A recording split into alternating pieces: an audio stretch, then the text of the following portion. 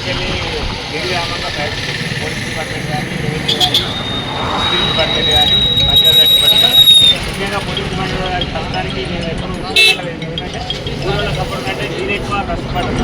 దానిలో అందరినీ మెచ్చుకోవచ్చు. కానీ ఎంత ప్రయత్నం చేసినా ఒక మనిషి అయితే బ్రతకలేకపోయింది. దాన్ని మనం ఎవరైనా చేయలేము.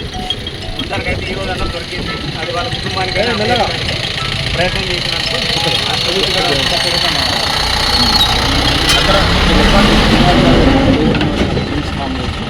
పేరుకోవాలా.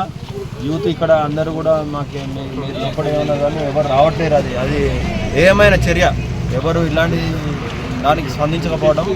జాలర్లందరికీ విజ్ఞప్తి, మనం బ్రతుకుంటే చాలా ఇది చేసుకోవచ్చు. ప్రాణం మీదకి పోయి ఎవరు కూడా వరదలు, red alert, orange alert, red alert వచ్చినప్పుడు ఎట్టి పరిస్థితుల్లో కూడా చేపలు పట్టడానికి ఎవరు వెళ్ళవద్దు. దయచేసి ఇంకొక ప్రాణం మనం పణంగా పెట్టి వద్దు. గ్రామస్తులందరూ అదే వివేకంగా మేల్కొందాం. ఇలాంటి అలర్ట్స్ ఉన్నప్పుడు చేపలు పట్ట పోకుండా ఉందాం. ఇదొక తీర్మానం చేసుకోవాలా. ఇంకా నుంచి ఎవరైనా ఇలాంటి అలర్ట్స్ వచ్చినప్పుడు చేపలు పట్ట వస్తే మేము కేసులు కూడా చేస్తామని నిర్భయంగా చెప్తున్నాం.